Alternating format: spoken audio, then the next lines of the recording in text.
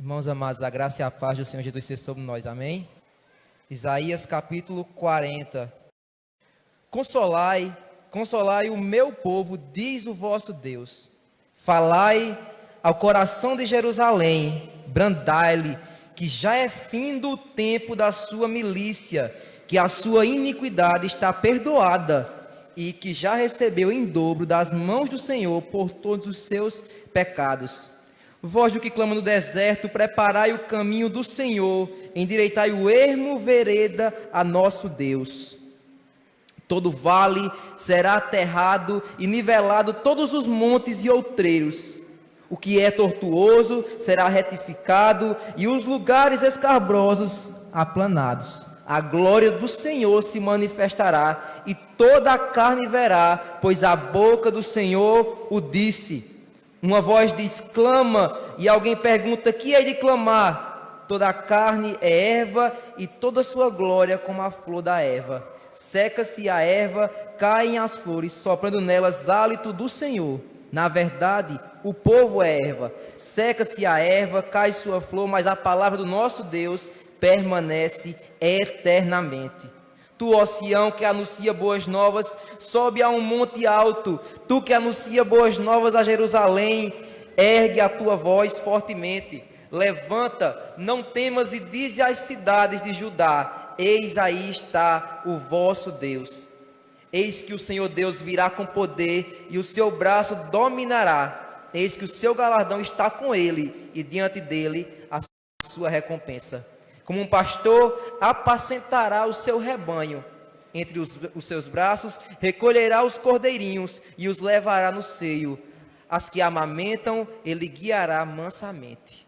Quem na concha da sua mão mediu águas e tomou a medida dos céus a palmos. Quem recolheu na terça parte de um éfa o pó da terra e pesou os montes em romana e os outeiros em balança de precisão. Quem guiou o Espírito do Senhor, ou quem como seu conselheiro o ensinou? Com quem tomou ele conselho para que lhe desse compreensão?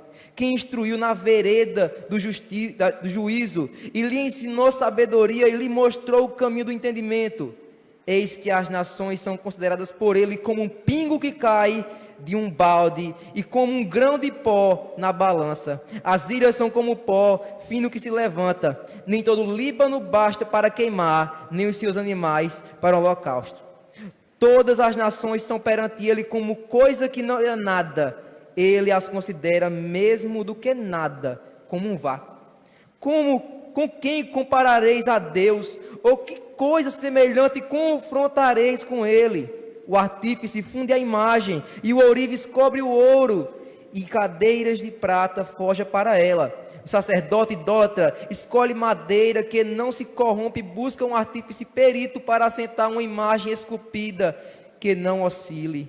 Acaso não sabeis, porventura, não ouvis, não vos tem sido anunciado desde o princípio, ou não atentastes para os fundamentos da terra? Ele é o que está assentado sobre a redondeza da terra, cujos moradores são como gafanhotos. É ele quem estende os céus com a cortina e os desenrola como tenda para neles habitar. É ele quem reduz a nada os príncipes e torna a nulidade os juízes da terra. Mal foram plantados e semeados, mal se arraigou na terra o seu tronco, e já secaram quando um sopro passa por eles, e uma tempestade os leva como palha. A quem, pois, me comparareis para que eu lhe seja igual, diz o Santo. Levantai os olhos, levantai ao alto os olhos e vede quem criou todas as coisas. Aquele que faz sair o seu exército de estrelas, todas bem contadas, a quais ele chama pelo nome, por ser grande em poder, ser grande em força e forte em poder, nenhuma só vem a faltar. Porque, pois, dizes, ó Jacó, e falas, ó Israel, o meu caminho está encoberto ao Senhor, e meu direito passa despercebido ao meu Deus. Não sabes, não ouvistes que o eterno Deus, o Senhor, o Criador dos fins da terra, nem se cansa e nem se fatiga? Não se pode esquadrinhar o seu entendimento, faz forte o cansado e multiplica as forças ao que não tem nenhum vigor. os jovens se cansam e se fatigam, os moços de exaustos caem, mas os que esperam no Senhor renovam as suas forças, sobem com asas como águias, correm e não se cansam, caminham e não se fatigam. Aleluia, glória. Agora vamos tentar expor o texto. Não irei expor o texto de forma de secá-lo, não vou minuciá-lo, porque o texto é muito vasto, diante do tempo que nos é permitido, né? Mas eu queria simplesmente atinar a igreja e orientá-los de forma bem panorâmica, né, acerca de Isaías, né? Isaías, na verdade, é um profeta diferente de Amós, que era um boiadeiro, diferente de, como é que diz, do Jeremias, que era o tido como profeta chorão, profeta de calabouço. O Jeremias diz aos historiadores que era profeta realmente mais elitizado, né? E era profeta que andava nos palácios e que de fato foi escolhido por Deus para ser profeta messiânico, né? E de fato esse texto que aqui Samuel acabou de ler conosco, ele mostra justamente essa diferença entre os ídolos e Deus. Tem muitas verdades implícitas no texto, porém, o que eu quero aqui trazer à tona é nós vermos que o Senhor quer mostrar que Ele é incomparável. Amém? Que não existe ninguém, nada, absolutamente nada que pode comparar a sua supremacia, a sua singularidade. Falta-nos vocábulo para dizermos quem é Deus. Falta-nos conceito teológico, filosófico e qualquer outro conhecimento que tente conceituar quem é Deus. Mas é o que eu vou aqui só com vocês crescermos e aprendermos algumas verdades acerca da singularidade de Deus. E diante desse meu desafio com vocês em construirmos essa verdade, né, esse princípio, eu quero nortear a minha fala, a minha homilia com essa frase: unicamente Ele é o eu sou. Se existe um termo, na minha percepção, que poderia conceituar quem é Deus em sua totalidade, eu não diria totalidade, mas que se aproxima um pouquíssimo, eu diria que a palavra eu sou poderia, no mínimo, exprimir um mínimo, né, do que de fato é esse Deus. Esse Deus que de fato te trouxe aqui. Esse Deus que você está sentado aqui para adorar. Não o ídolo, não Baal, não Astarote, não Dagon, não as imagens e os ídolos impostos ao longo da história humana, mas ao alto existente. Dá para se compreender isso? Nós não estamos aqui para cultuar uma pessoa que foi invenção, mas um Senhor que nunca teve começo e nunca terá fim. Eu dizia a Samuel, quanto mais nós entendemos quem é Deus, mais entendemos o quanto nós não somos nada. Porque à medida que a gente amplia Deus, a gente vai nos distanciando e vendo, Senhor, quanto Tu és tão grande e quanto eu sou insignificante. E aí eu fico pensando, num culto como esse, a gente tem 24 horas e a gente coloca 1h30 para o culto, e nesse culto, nessa 1h30, tem que ser exclusivamente, não só 1h30 para Deus no culto, mas como é que num culto você tem 1h30 e nessa 1h30 você não tem exclusividade 100% para o Senhor? Não é uma coisa estranha? Para esse Deus que é tão dinâmico, esse Deus que é tão incomparável, para esse Deus que tem realmente um conceito que nós não conseguimos entender em sua plenitude.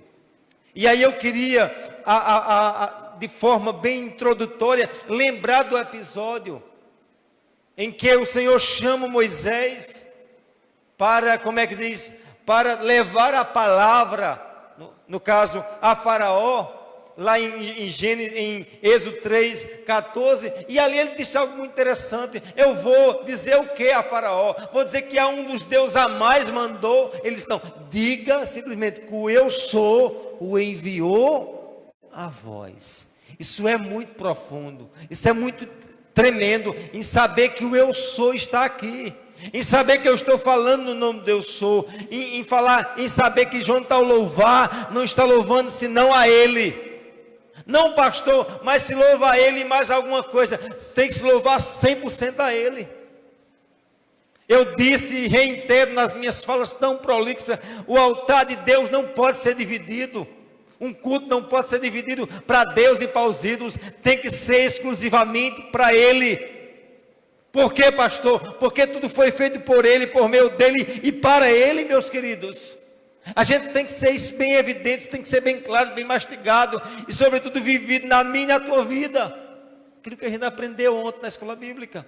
Não meramente num culto, não num momento religioso como esse, mas a vida como um todo tem que ser atribuído ao Deus tremendo, alto existente, o alfa e o ômega, o princípio e o fim.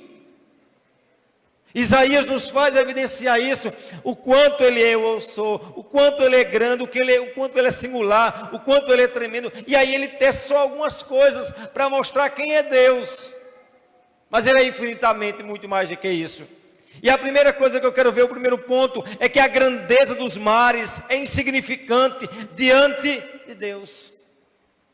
E veja bem comigo o verso 12, do capítulo 40 do profeta Isaías, que nos diz assim, olha, que mediu na sua concha de sua mão, não quem mediu na concha de sua mão as águas, e as tomou as medidas dos céus a palmos, recolheu numa medida o pó da terra, pesou os montões com pesos e os outeiros em balança.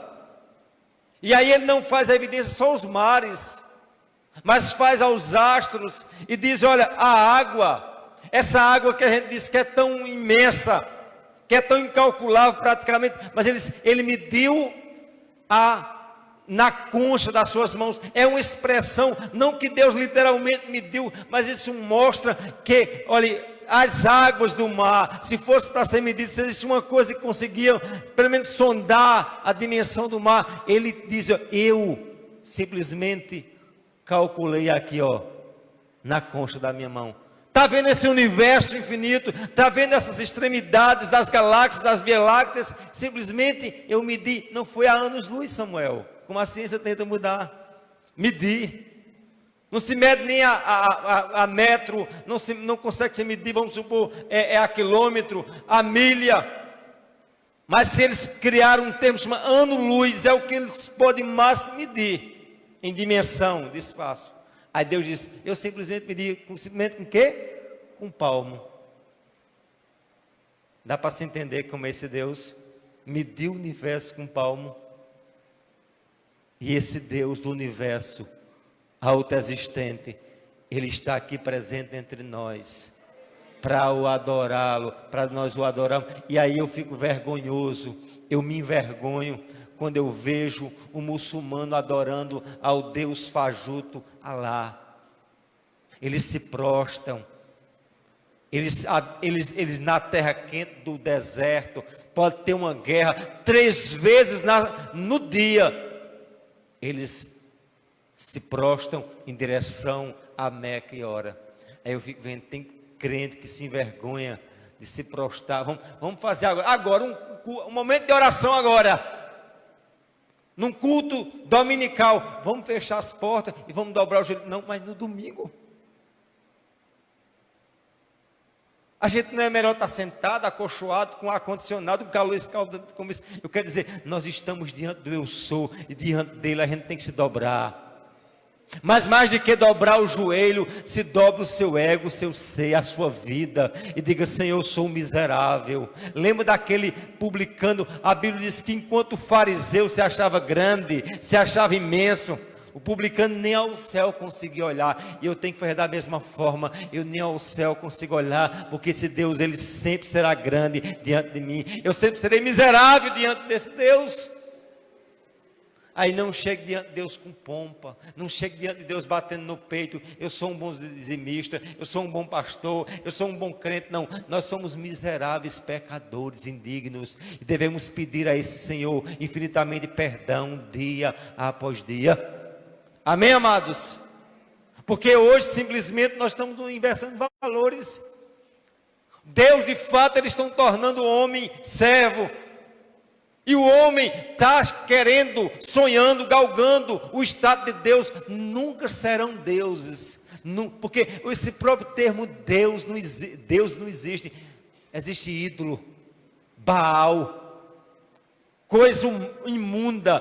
Deus é singular. Deus é único. Deus só é Deus de fato, porque Ele nunca teve começo, nunca teve fim. E aí eu sempre digo, eu acho que a gente dá muita trela ao diabo, que é inimigo da igreja, que é inimigo nosso, mas eu acho que seria um status muito grande para ele dizer que ele é inimigo de Deus. Ah, pastor, quer dizer, o senhor quer dizer que você agora está dizendo que o diabo não é inimigo de Deus, porque Deus não tem inimigo. Dá para assim dimensionar isso? Deus não consegue ter inimigo, por quê? Porque Deus é infinitamente grande. Quem poderia ser o inimigo de Deus? O diabo eu posso dizer que é inimigo da igreja, que é inimigo meu e teu, porque nós somos fracos, e o diabo realmente é muito forte diante da gente. Mas lembra de uma coisa, quando esse ser tão forte vem para me dragar e me destruir, aí aparece o leão da tribo de Judá, aqui não. Lembra que ele fez com Jó? Toque, mas só onde eu designar. Eu quero dizer que esse Senhor que está aqui para ser adorado por mim, por ti, o Senhor do universo, Ele tem controle de tudo. O comando está em suas mãos. Aí ele deixa bem claro, os mares eu meço com a concha das minhas mãos. O universo, o espaço, eu estou medindo com os palmos. Isso mostra, de fato, o mínimo de quem é esse Deus. E aí eu me envergonho mais uma vez. Eu fico vendo o quanto Ele é tão grande. E se eu estou tentando ver o que Isaías viu, que Isaías não consegue ver nessa dimensão plena. E muito menos eu consigo enxergar numa dimensão tão profunda quanto Isaías. Mas você está vendo que nos falta palavra para mostrar quem Ele é. Quer uma prova disso? Quando Paulo foi levado ao terceiro céu, em uma visão, a Bíblia diz que ele viu coisas inefáveis. Olha, não foi nem Deus que ele viu, mas a beleza da morada celestial. Ele disse, quando vi, não tenho nem como descrever, não tem vocábulo. João, da mesma forma, quando viu um anjo, não viu Deus, um anjo, ele se prostrou e tentou adorar o quê? O anjo. Imagine quando a gente vê o Senhor face a face. Isso é lindo. Isso deve nos impulsionar a dizer, eu sou a pessoa mais vitoriosa no mundo, um dia em que eu verei a essência, o autor do próprio universo. Não simplesmente é alguém que de fato tem vida, mas que é a própria vida. Onde Jesus deixou bem claro, eu sou o caminho, a verdade e a vida. Ele é a essência, mas mais do que a essência, Ele é a própria vida em si. Amém? Porque tudo foi criado por Ele, como eu disse, e para Ele. Cristo, de fato, é a imagem, como é que diz, encarnada de Deus entre nós. E Cristo, de fato, é Deus tão quanto o Pai e quanto o Filho. Amém, amados? E aí veja a grandeza dos mares, como é que diz, as grandezas da terra, a grandeza dos montes, a grandeza do próprio espaço. Ele usa aí linguajar e medidas humanas para mostrar quem é Deus. Palmo, concha das mãos, balança. Já imaginou uma balança para pesar o Everest? Poderia ser em tonelada, não. Ele bota aqui em grama, em coisinha assim. São semelhantes do que? O pó da balança. Um pó numa balança não altera nada. É como esses montes que vocês dizem, tão grandes, as cordilheiras dos Andes, são poeira diante desse Deus tremendo. E aí eu te pergunto, eu tenho um problema? Tenho. Mas diante desse Deus, esse problema não existe. E eu e você muitas vezes ficamos desgastados. Mas lembre de uma coisa, existe um ser no comando. E esse ser, ele tem todo o controle em suas mãos. E eu e você tem que aprender a descansar, saber. Um dos maiores problemas do ser humano hoje, sabe o que é? É porque nós persistimos em achar que nós temos o controle. Sabia disso? Nós achamos que temos controle da vida. Ou não? A gente acha que olha, eu só vou morrer quando tiver 100 anos. Você pode morrer com 30. E se Deus designar que você morrer com 30, você pode ter o melhor plano de saúde, como eu já disse, você morre na hora. Mas eu estou com taquicardia, disse, eu vou morrer agora. Não, se tiver marcado, pode levar para o Albert Einstein. Não é isso? Mas a gente vive como a gente tivesse o controle. Eu vou morar mais perto do hospital, porque alguma coisa é melhor, corre para lá. Como hospital, né? Como médico, como a medicina. Quem tem o comando da vida é Deus. Tem pessoas que tinham tudo para morrer, estão vivos.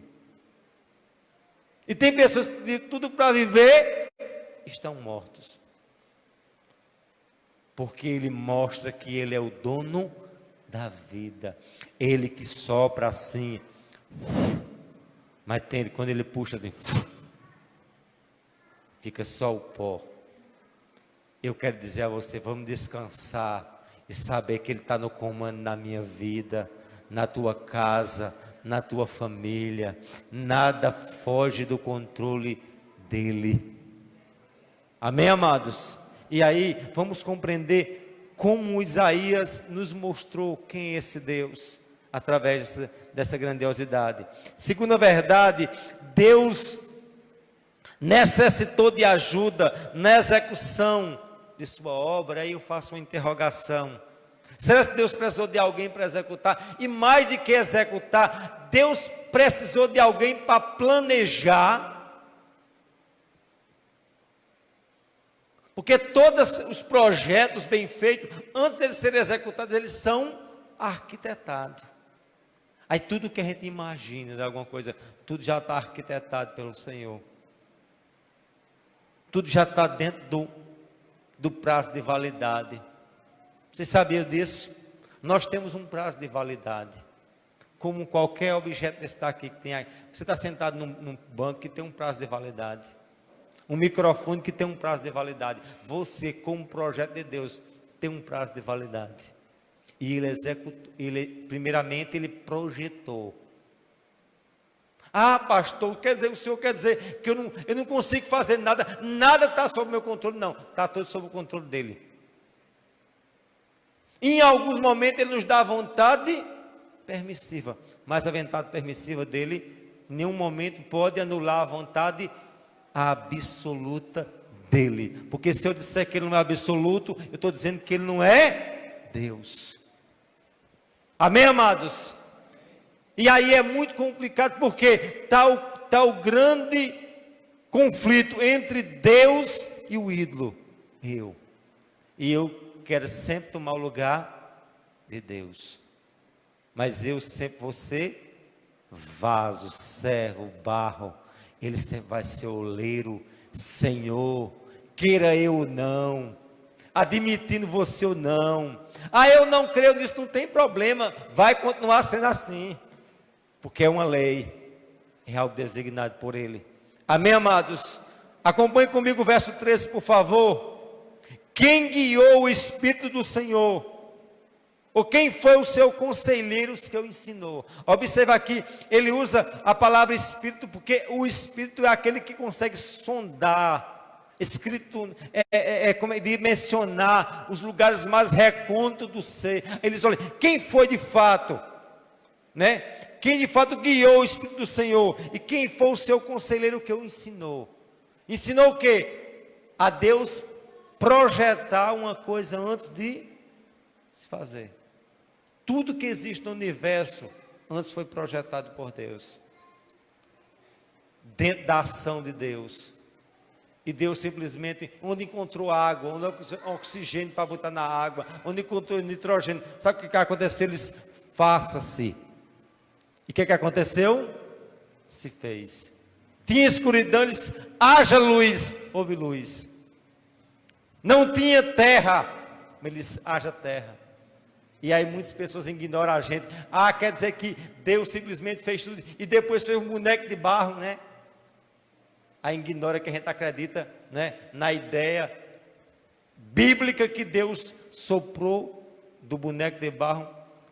Aí eles dizem que nós somos idiota, ultrapassados. Aí eles acreditam que nós viemos de uma mutação, que não sei o que aconteceu, de uma ameba, dessa ameba criou um rabo, e depois umas asas, e depois chegou no macaco, do macaco chegou até a gente.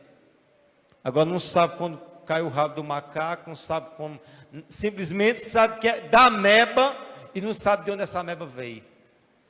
Eu só sei de uma coisa, não existia nada, mas antes de nada existir, sempre existiu um Senhor autoexistente. Ele disse, faça-se. E eu louvo a esse Deus, que quando Ele foi fazer o universo, tudo, Ele fez de forma assim, bem aleatória, mas quando foi fazer eu e você, Ele só, façamos. Ele ali, ó, amassou. Ele não fez, como é que eu posso dizer, de forma em série, mas ele fez com uma artesã, moldou e ainda fez, sabe o que? Com as suas mãos, ele depois o que? Soprou o fôlego que é a vida, vindo dele. E saiba que você não é um boneco de barro, é um animal, como a ciência quer dizer. Nós somos um animal, não, nós somos homens, mulheres, a coroa da criação, a imagem desse Deus que eu estou dizendo aqui. Se existe uma coisa mais parecida com Deus, é quem? Somos nós. Não é algo tremendo? Esse Deus tão transcendente, esse Deus tão tremendo que não tem coisa. Olha, você quer ver Deus, olhe para o homem. Ah, pastor, mas os atributos ali não eram os atributos morais? Sim, mas Deus, quando Ele diz, olha, quer ver o Pai, olhe para quem? Para o Filho. E qual a imagem que nós temos de Cristo? A imagem transcendente dele? Ou imanente? Imanente, homem. Aí lembre-se, que enquanto o diabo diz que a gente não vale nada, nós somos a imagem desse Deus tremendo, alto-poderoso. E um dia, Ele diz, eu vou viver eternamente com vocês na minha casa. Aí mesmo que você mora num casebre hoje, mesmo que você more onde for, lembre de uma coisa, um dia você vai morar nas mansões celestiais, um dia os portais vai se abrir e vai entrar a igreja redimida, ornada, e de fato eleita, como a Bíblia de fato nos assegura. Amém, amados? E aí lembre-se, como diz o texto ali, como podemos olhar para Deus, como podemos ter conselho com Ele, quem de fato deu a Ele entendimento, o verso 14, quem de fato deu a Ele alguma dica para fazer algo. Deus não precisa de nada, Deus não precisa de conselheiro, Deus não precisa absolutamente de nada, simplesmente Ele pensa e faz, e melhor dizendo, nem a ideia do pensar para Ele, simplesmente Ele faz, porque a ação de Deus é uma ação atemporal. Por isso que o próprio conceito, quando ele deixou bem claro a Moisés, diga a Faraó, aquele petulante, que eu sou, ou seja, diga para ele que o Deus, o qual está se sendo revelado a você, é um Deus atemporal. Quem está dizendo aqui, não é um Deus do passado, do presente, do futuro, é o Deus atemporal, é o verbo ser nos 3 tempos. Diz esse indivíduo aí, que engole isso aí, olha, é os 3, é a ação do tempo, passado, presente, para Deus nada é passado, para Deus nada é atrasado. Ah, pastor, Deus não atrasou, não, Deus sempre é presente, é já. Amém? E vamos aprender mais de Deus, como diz Oséias, conheçamos e prossigamos em conhecer o Senhor, e quanto mais você conhecerá de Deus, mais você vai dizer, rapaz, quanto Ele é grande. Onde é que eu vou aprender mais de Deus? No céu. Vai continuar aprendendo, vai na eternidade. Se existe uma coisa que a gente vai lá, é continuar querendo saber quem é Deus, e quanto mais a gente vai descer, mais a gente vai de fato, vai entender o quanto Ele é grande. E Ele sempre será supremamente grande, infinitamente e suficiente. Amém, amados? Aí falta-nos realmente qualquer tipo de coisa para dizer quem Ele é. Seja na instância terrena, sejamos nós transladados ao céu, lá Ele sempre será infinitamente grande, né? Amém? Eu vejo muitos crentes, no céu como é que vai ser? Eu vou abraçar Jesus, oh Deus, eu não sei, eu só sei que é algo que você não tem como explicar de conceito humano. É algo que foge à realidade humana. Simplesmente, né? A Bíblia diz o que nós pensamos, o que veio ao ouvido, o que veio ao pensamento, nada pode se comparar. Porque o céu, e muito mais do que o céu, o Senhor que fez o céu, Ele é infinitamente grande e tremendo. Amém, amados? O verso 13, quem guiou o Espírito do Senhor? Como foi o seu conselho que o ensinou? Com quem tomou ele conselho? E lhe deu entendimento e ensinasse o caminho do juízo, e lhe ensinasse o conhecimento, e lhe mostrasse o caminho do entendimento. Aí mostra aqui que de fato, ninguém ensinou a Deus, ninguém deu pitaco. Se Deus não teve conselheiro, porque creio você dar pitaco a Deus? Na condição de servo, a gente deveria dizer, como disse Isaías, o quê? Eis-me aqui. E tem muito crente que chega diante de Deus, Deus, eu quero que tu salve fulano, eu quero que tu faça isso. Não, baixa a bola. Como é que você vai se expressar diante do soberano dessa forma? Os grandes reis, alguém quando chegava diante do soberano, do imperador, e se não fosse chamado até ele, e se ele não estendesse o cetro, alguém morreria, porque entrou na presença do monarca sem ser chamado. Quantos crentes acham que pode dizer besteira com Deus, né? Pode dizer das mais blasfêmias possíveis. Eu só sei de uma coisa, o que a Bíblia diz, de Deus ninguém se zomba. Zombe de Deus? Você não é tão forte, não é tão valente. Zombe e continue zombando. Agora se prepare. Se prepare que Ele é Senhor. É um Deus de amor, como a Bíblia diz, mas é um Deus que também traz justiça. Você já observou o ser humano como é petulante, mas essa simples gripe aqui, coronavírus, só uma gripezinha pode banir a humanidade. Você sabia disso? Uma pandemia, varre. Corpinho bonito, light, não sei o que, olha, bagaço. Morre, meu querido. O ser humano não é nada. Só que o diabo mente a gente e diz, não, você é alguma coisa. Você é forte. Não, nós somos pó. E só Ele é Deus. Quando você começa a estudar ao pé da letra, nós temos tudo, a humanidade tem tudo para não viver. Sabia disso? A espécie humana é a mais fraca das mais fracas. Nós temos tudo para não ter vida na terra. Você teria tudo para não viver aqui. Está entendendo? Nós somos um milagre. A vida, como um todo, é um milagre. E eu sou, de fato, um milagre. E sabe por que e você está vivo aqui? Porque Ele tem um comando de tudo. Mas a gente acha que eu vou para o culto, também se eu não quiser, também não vou. Não, eu vou. E também se eu não quisesse, Ele criaria situações para eu ir. Porque Ele é Senhor. Amém, amados? É dessa forma que a gente tem que entender Deus. Esse Deus altamente transcendente. Esse Deus que eu não tenho acesso, a não ser infinitamente na graça dEle que Ele vem até nós. E se deixa revelar através de Cristo Jesus, o nosso único Senhor. Amém, amados? Outra verdade que a gente tem que ver, olha, os povos, as línguas, as nações são nada diante dele. O verso 15, olha o que é que diz, olha, eis que as nações são consideradas por ele como uma gota de um balde, como um pó miúdo nas balanças, eis que ele levanta as ilhas como uma coisa pequeníssima.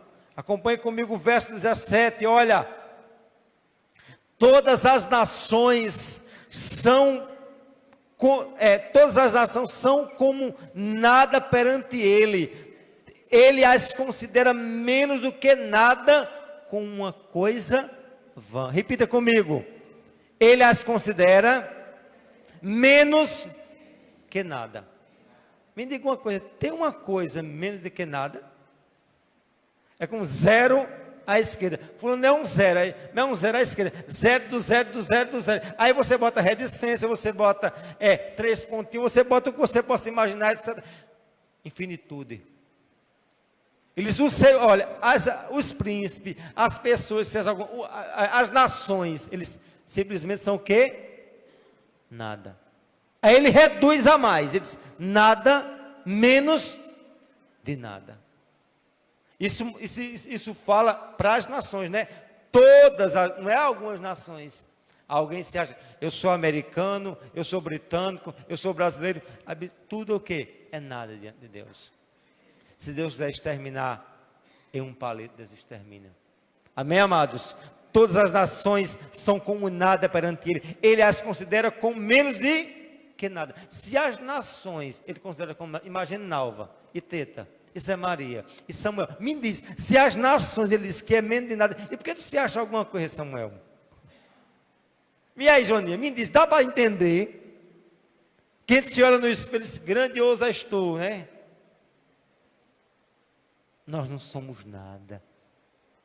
Era para a gente estar se arrastejando, prostrando, Senhor, me perdoe, graça, louvado seja o teu nome. Porque a gente vê os ídolos aí sendo adorados.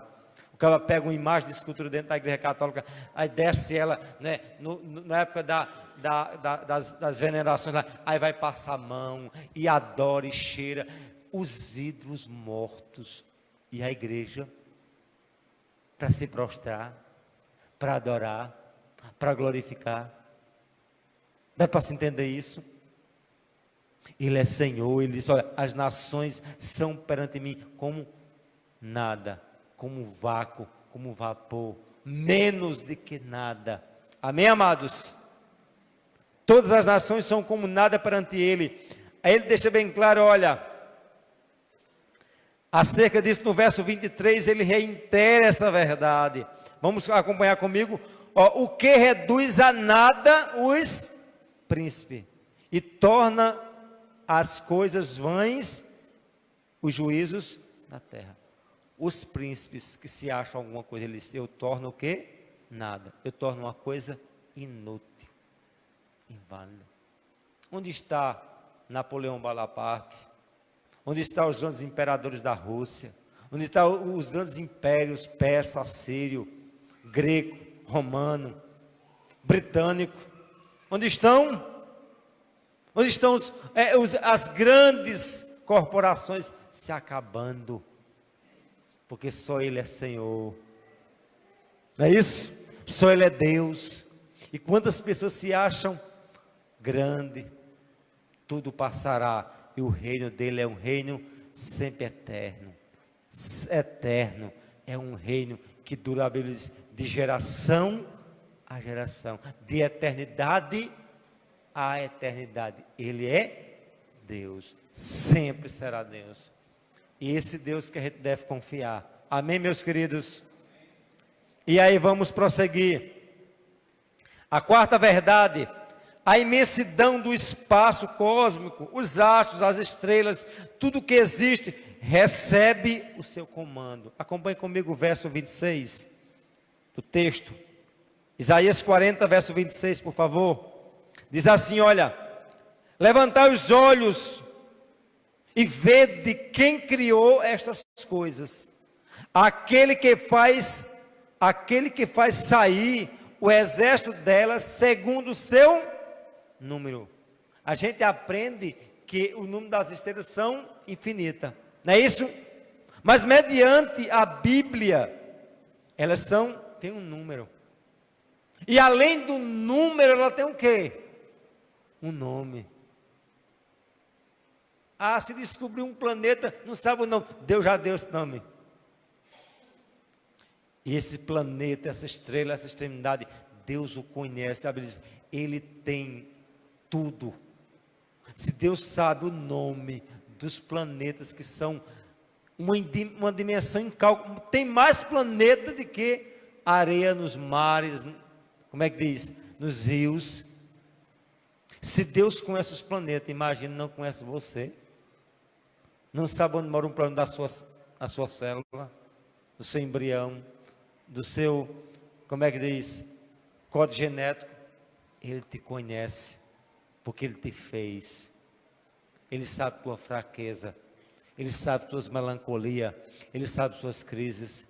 Ele sabe seus medos. Ele sabe quem é você. Ele sabe quem sou eu. Porque Ele nos criou. Amém, amados?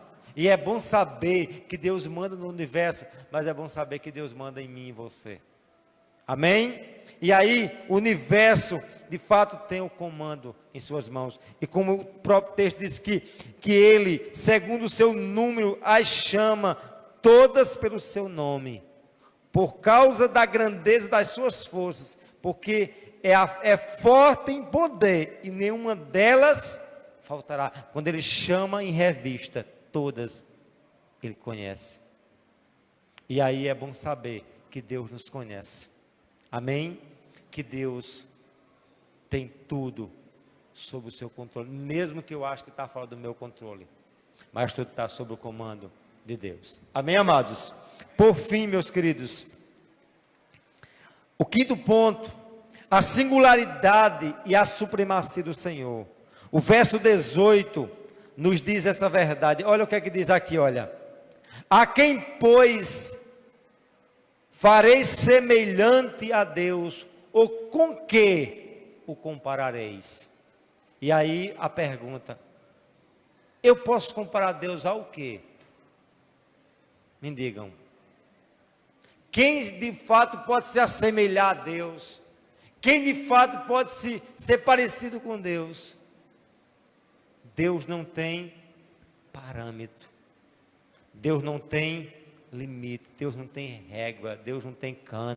Deus não tem nada que eu possa comparar, porque Ele é singular. Só Ele é. E ninguém mais é.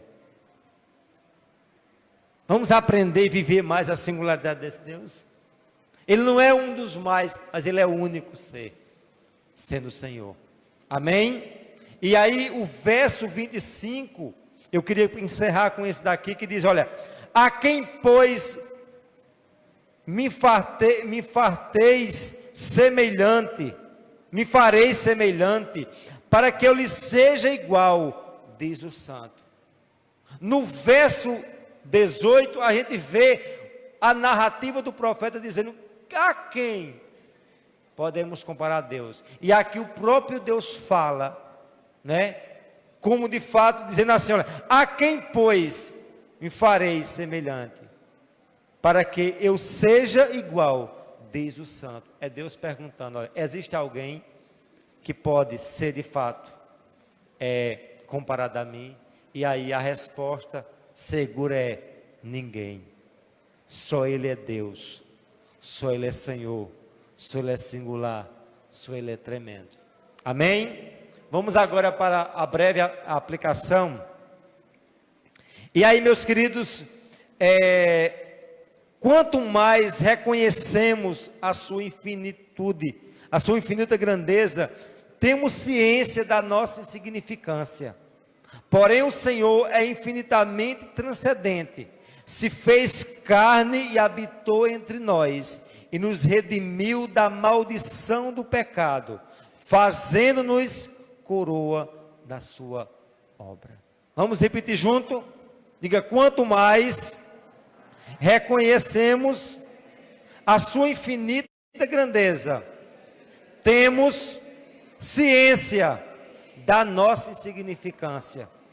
Porém, o Senhor, infinitamente transcendente, se fez carne, habitou entre nós, nos redimiu da maldição do pecado e nos fez coroa da sua obra. Amém, meus queridos? Isso é algo muito tremendo, um Deus que habita nos céus dos céus. Ele habita, como diz Isaías, no coração mais contrito. Um Deus que mora nos céus dos céus, vê essa terra e entrou, não nos palácios, mas nasceu numa manjedoura. Um Deus que teria muitos ambientes suntuosos para estar, mas está presente entre nós aqui, para ser adorado e glorificado. Um Deus que os céus dos céus não conseguem conter, Ele está presente entre nós. O que eu, de fato,